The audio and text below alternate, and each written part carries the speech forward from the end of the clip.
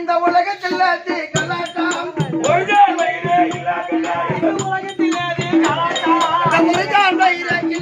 இந்த உலகத்தில் கலாட்டம் மைதாமாவே இல்லாவிட்டா ஒரு ஹோட்டல்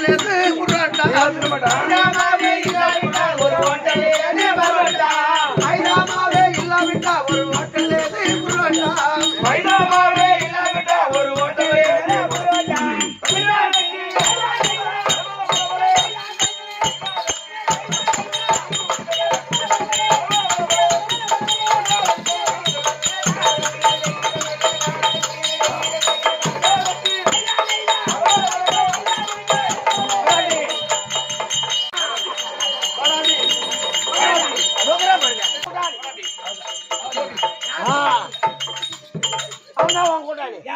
எனக்கு ஒத்துறா அவன் கூட நாயிடுறா அவன் உள்ள இருக்கிறான் என்ன பக்கம் விட ஆரம்பிக்கும் ஓ நல்லதே கட்டல அவன் பக்கத்துல ஆரம்பிக்கிறான் ஒரு நாள் கூட எனக்கு நல்லதே செஞ்சது இல்லை என்ன ஒரு நாள் என்ன செய்யணும் என்ன உடி போடுறல சாப்பாடு போடணும்ன்றியா உடிப்பு ஓடு கூட ரெண்டு பேர் அங்கதானே பொங்கல் நல்லா இருக்கும் ஒரு நாள் கூட நல்ல செய்யணும் என்ன செய்ய அப்பா எது செய்யுது ஆரம்ப கம்பெனி வந்துடல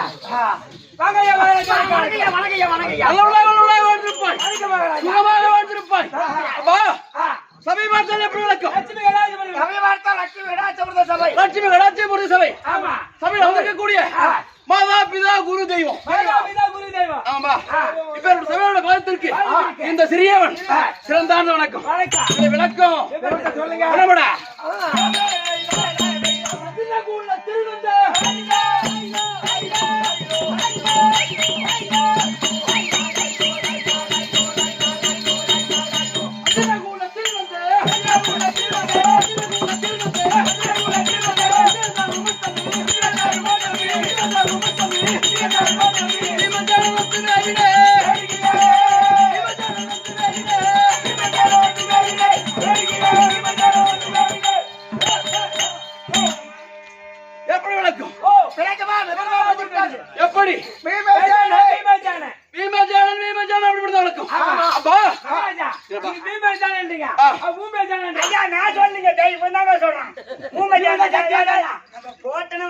இல்லங்க நான் சொல்லுங்க என்ன அந்த மாதிரி கேட்க சொல்லி சொல்லி கொடுத்தோம் சொல்லிருப்போம் இல்லைங்க எப்படி என்றால்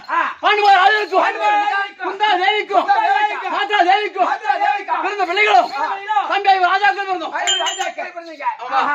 அந்த ஐவர் ராஜாக்கள் தர்மனுக்கு நேர் இளையோ என்னுடைய பெயரோ பீமசேன சுபத்ராதேவிக்கும் பிறந்தவருக்கு 5 பேர்கள். 5 பேர்கள். தர்மருக்கு 5 ராஜாக்கள் இல்ல. அதாவது தர்மருக்கு நேர் இவர்தான் பீமாட்சி.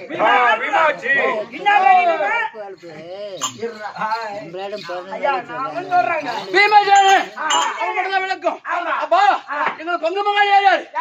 திருநாட்டு மன்னனுக்கும் காந்தார் எம்மனுக்கும் பிறந்த பிள்ளைகளும் தம்பி 100 பேர் வேணுமோ? அவங்க 100 பேர். ஆமா 100 பேர் இருந்தாங்க. பேசுற ஐயா அவங்க 100 பேர் இருந்தாங்க. 100 ஒரு 5 105 விலைவா 105 விலைகளும் அப்படி சந்தோஷமா வாழ்ந்து வரும். அப்படி வருகிற தரத்துல சிறு வயதுல இருந்து எங்களுக்கு அவங்களுக்கும் பகை ஏற்பட்ட ஒரு காரணம் என்ன செய்யலாம்? எங்களை கொல்ல வேண்டி குளிக்கிற குளத்துல குருவசி நாட்டினான், நடக்கிற வழியில நச்சுமுள்ள நாட்டினான், படுக்கிற பாயில பாம்புகளை விட்டான். தம்பி சாப்பிடுற மாதிரி சாப்பாட்டுல விஷத்தை கலந்தாம்பா. சாப்பாட்டுல விஷத்தை கலந்து வச்சு நடக்கிற என்னடா வாங்கி போறோம் அப்படி கலந்து பார்த்தான். ஆனா அதுலயும் எங்க மாமாவோட கோபாலக்கரோட அருளால் நாங்க அனைவரும் பிழைத்து வந்தோம். அப்படி பிழைத்து வந்த ஒரு காரணம் இவன் லேசா விடக்கூடாது அப்படி என்று என்ன செய்தான்?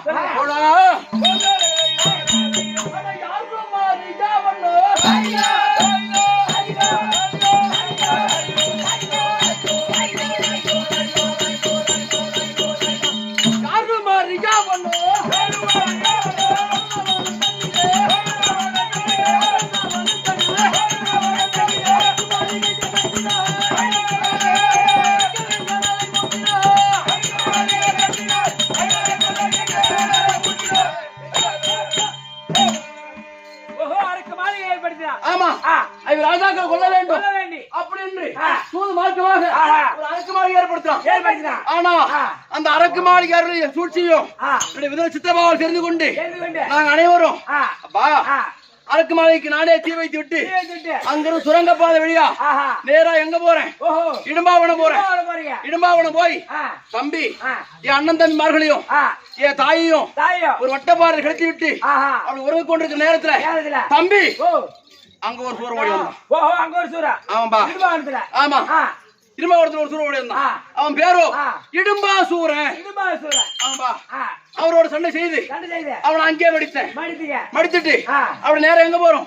300 மங்கலம் போறோம்.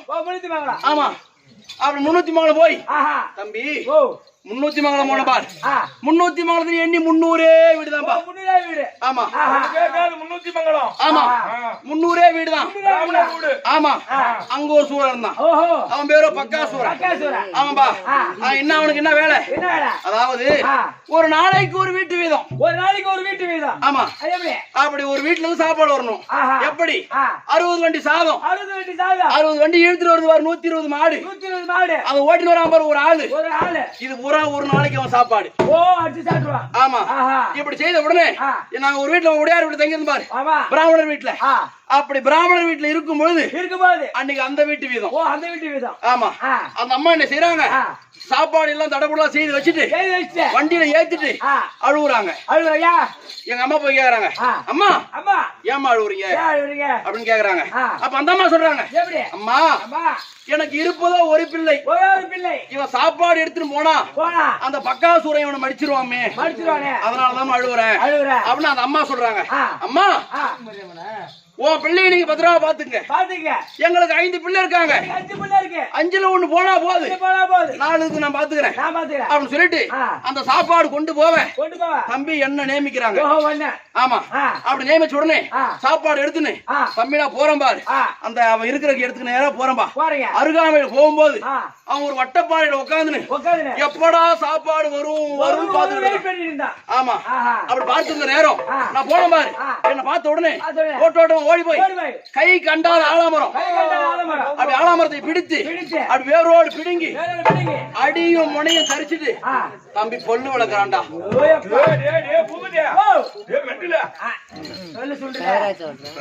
ஒரு ஆலமரம் கை கெட்டாத கைக்கு ஆலமரம். அடங்காத ஆலமரம் ஆ. அத புடுங்கி புடுங்கி அடியும் முனையும் தரிச்சிட்டு பல்லு வளர்க்கறான்னா ஆமா. அவன் ஏன்டா 60 வண்டி சாப்பாட சாப்பிட பின்ன மாட்டான் என்ன பின்ன? ஆ.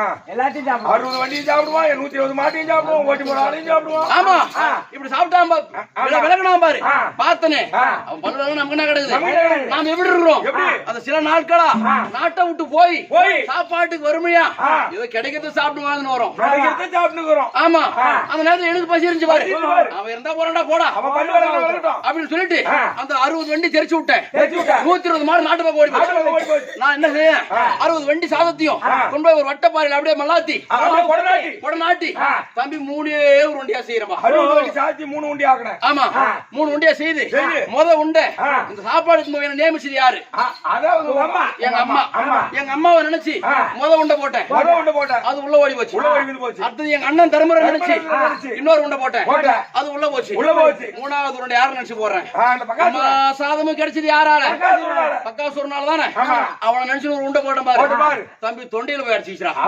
மாட்டிச்சா ஆமாண்டா ஆ. நான் தண்ணியில அப்படி திக்கிறேன் அவன் ஓடி வந்தான் பாரு ஆ. என்ன டேய் ஓ. எனக்கு வந்த சாதத்தை சாதத்தை. நீடா சாப்பிட்ட சாப்பிட்டேன். அப்படின்னு சொல்லிட்டு ஆ. ஓடி வந்து என் கழுத்தை புடிச்சு தம்பி விட்டா ஒரு குத்து ஒரேடியில ஒரு குத்து குத்தா ஆ. எப்படி எப்படி? கழுத்தை புடிச்சு தம்பி விட்டா ஒரு குத்து தம்பி அது அவன் விட்ட உடனே அந்த சாதம் அப்பதான்டா உள்ள போச்சு அப்பதான் உள்ள போச்சு அப்ப போன உடனே முதல்லயே போயிருக்கும் ஏன்? ஒழுங்கா நீ போடல அதான். அப்ப அவனை என்ன செய்தேன் அவனை அங்கேயே சண்டை செய்து அப்படியே மடிச்சேன் மடிச்சீங்க. ஆனா இவனுங்களாம் நான் மடிச்சேன் பாரு அது என்ன காரணம் என்னுடைய பலம் அப்படி ஓஹோ. அது எப்பேற்பட்ட பலம் 10,000 சிங்க பலம் 16,000 யானை பலம் படைத்த ஒரு ஆள் நான் ஆனா சிங்கம். ஆ, 16,000 யானை பலம் படைத்த ஒரு ஆள் நான் அதனாலதான் இவனுங்களை மடிச்சேன் ஆனா அவனுங்களும் என்ன போல சம பலம் படைத்தவங்க தம்பி மொத்தம் 7 பேரு யாரு? அது யாராரு கூட சொல்றேன்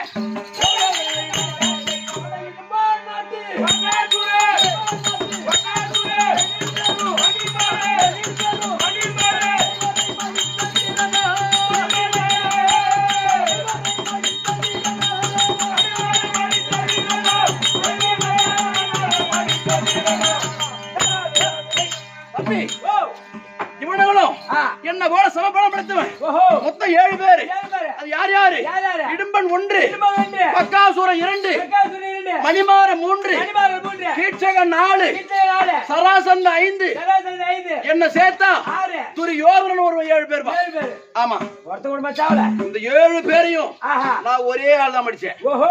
7 பேர்ல ஒருத்த கூட 7 பேர் அதாவது ஆ. சாபகட்டல் என்ன தெரியுமா என்ன? எவன் ஒருவன் கையினால் மடிக்கிறானோ மணிமாறன். இந்த 7 பேர்ல ஆ. 7 பேர்ல ஒருத்தங்கையால தான் மொத்த பேர் சாகணும் ஆமா. அது முத யார் ஒருத்தன் மடிக்கிறானோ மடிக்கிறானோ. அவங்க கையால தான் அனைவரும் சாகணும் ஓஹோ. அப்ப நான் முத பக்கா இருமணம் மடிச்ச மாதிரி ஆமா. அப்ப என் கையால தான் அனைவரும் மடிப்பான் மீதி 6 பேர் உங்க கையில மாறணும் ஆமா ஆ. அப்படி மடித்த ஒரு ஆள் நானு ஆ. ஆனா அப்படி மடித்து வந்த போதிலும் ஆ. தம்பி ஆ. எனக்கு மதகரி புஜம் படைத்த ஓஹோ மதகரி பூஜை படித்த. ஆமா ஆ. பீம அது எப்படி? அது எப்படின்னா ஆ. எப்பா ஆ. இது துரியோதனுக்கும் ஆ. எங்களுக்கும் ஆஹா. இப்படி வளர்த்து வந்த ஒரு காரணத்துல காரணத்துல எப்பா விகட விரோதம் ஏற்பட்டு ஏற்பட்டு. என்ன செய்யறான் ஆ. அடே பாண்டவர்களே பாண்டவர்களே, இங்க வாங்கப்பா வாங்கப்பா. அப்படி எங்களை 5 ராஜாக்களையும் ஆ. நயமா அழைத்து அழைத்து சூதுவகடை ஆடி ஆடி 4 ராஜா அனைத்தையும் பறிச்சுக்கிட்டான் பறிச்சுட்டான். பறிச்சுட்டு என்ன சொல்றான் ஆ. அடே 5 ராஜாக்களே ராஜாக்களே, உங்களுக்கு பாதி வாங்க வேண்டுமானால் வாங்க வேண்டுமானால் 12 வருட வனவாசம் வனவாசம், ஓராண்டு அஜாதவாசம் அஜ்ஞாதவாசம் 13 கழித்து வந்தால் கைது வந்தால் உங்களுக்கு சேர வேண்டிய பாதி நாட்டை தருவேன் தருவேன். அப்படின்னா ஆஹா. அதாவது ஆ. அஜாதவாசம் என்ன ஆஹோ. ஒரு வருடம் 12 வருஷம் காட்டுல இருக்கணும் காட்டுல இருக்கணும். ஒரு வருஷம் நாட்டுல இருக்கணும் காட்டுல இருக்கணும். ஆனா நாட்டுல தான் இருந்தாலும் ஆ. ஐவர் ராஜாக்கள் யாருக்கும் தெரியக்கூடாது தெரியக்கூடாது. அப்படி தெரிந்ததானால் ஆ. மறுபடியும் வரக்கூடாது. 12 வருஷம். ஆமா ஆஹா. அப்படி வளர்ந்து வர காலத்துல காட்டுக்கு போய் ஆஹா. தம்பி 6வது வனம் போனோம் ஆறாவது வனம். ஆமா ஆஹா. அப்படி 6வது இடத்துல நாங்க இருக்கும் பொழுது இருக்கும் பொழுது அங்க ஒரு சூழ ஓடி வந்தான் ஓ சூரா. யாரு ஆஹா. மதகரி ராட்சதன் மனைவி ராட்சதன். ஆமா ஆ. அவன் என்ன செய்யறேன் ஆ. அடியோதண்டமா அடித்து அழித்து அவனுக்கு வலது கரத்தை ஒடித்த மாதிரி ஓஹோ. ஒடித்த உடனே ஆ. இவன் ஓடி போய் ஆ. அவையும் முகத்தை என்னை விட்டுடுங்க கைவிட்டுடுங்க. அவன் அவைய கூறிட்டு ஓடினா பாரு ஓடினா பாரு. அப்ப அந்த மதகரி ராட்சதனையே அடித்த ஒரு காரணம் காரணம் மதகரி புஜபலம் படைத்த படித்த பீமசேன பீமசேனன். அப்படிங்கறத வச்சாங்க ஆஹா. ஆனா ஆ. இந்த 12 வருஷம் துணைத்து துளைத்து. எப்பா ஆ. 12 வருஷம் காட்டுல முடிச்சோம் ஆமா. ஓராண்டு எங்க இருக்கிறோம் நாட்டுல விளையாடு நாட்டுல இருக்கிறோம் ஆஹா. அப்ப அங்க இருக்கும் பொழுது ஆ. அங்க ஒரு ஓடியாதான் பாரு ஓடனா அதான் கீச்சுங்க ஓடி வந்து என் மனைவி பார்த்து பெண்ணே கண்ணே என்று கேட்டான். நான் என்ன செய்தேன், இரவு 12 மணிக்கு அவனை வெள்ளக்கால மண்டபத்துக்கு வரவழைத்து அவன் அடிவாதண்டம் அடித்து அப்படி மாவளக்கா பிழிஞ்சு அப்படி வெள்ளக்கால மண்டபத்தில் அழைக்கேத்தனேன். அப்பேற்பட்ட இடங்களை தீர்த்து 1 வருஷம் நாங்க நாட்டுல இருந்து 13 கழித்து போய் நாட்டை கேட்டோம் பார். துரியோதனன் என்ன செய்தான், நாடு கொடுக்க முடியாது. நாட்டை கேட்க யார தூதானப்புறம் உலகமா முதல் தூதானப்புறம் நாடு கொடுக்க மறுத்தான். அடே கோட்டான் முகப்படுத்தவளே, நீ வந்து நாட்டை கேட்பது பிரித்து நான் கொடுப்பதா போடா அப்படின்ட்டான். மறுமுறை எங்க மாமா கோபாலகண்ணன் அனுப்புறோம்.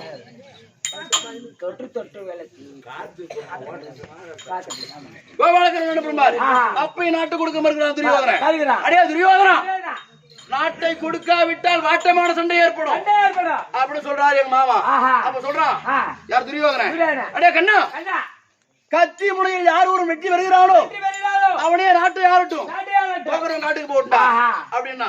அப்ப எத்தனை நாள் பா சண்டை கேட்கிறான். அப்ப துரியோதனன் சொல்றான் 10 நாள் சண்டை அப்படின்றான். அவன் கூட இருப்பான் பார் சகுனி, அவன் 8 நாள் சண்டைன்றான். 10 8 18 நாள் சண்டை. 18 நாள்ல 18 நாளா சண்டையும் தம்பி ஒரே ஒரு நாள் அவனுக்கு வெற்றி. ஆமா, மீதி அனைத்து நாளும் எங்களுக்கு தான் வெற்றி. அப்படி வெற்றி பெற்று ஆனா வெற்றி பெற்றுட்டோம். என்ன சபதம் எடுத்து நான் ஏற்கனவே காலத்துல இவர் ராஜாக்கள் அடிமையா போன ஒரு காரணம். அவன் என்ன செய்யறான், ஏன் மனைவி பத்தினி பாஞ்சாலியை கொண்டு வந்து சேலையை உருவனாம் பார். ஆமா, 60ஆம் அடியாதி சேலையை உருவான். அப்ப நான் பாக்குறேன், அடே துர்ச்சாதனா, என்னுடைய மனைவி பாஞ்சாலி எப்போது 60ஆம் அடி ஏற்றி வஸ்திரபங்க செய்தாயோ உருவனையோ உன்னை அடித்து உன் ஊட்டியை கடித்து உதிரத்தை குடிக்கின்ற வரையிலும் என்னுடைய கரத்தால் ஜலம் என்பதாக இருந்த மாட்டேன். ரத்தத்தை குடிக்காம அண்ட மாட்டான்றாரு. அது எப்படி? அப்ப எப்படிதான் அவர் தண்ணி குடிச்சிருப்பாரு? அதான் நக்கிட்டு பாரா.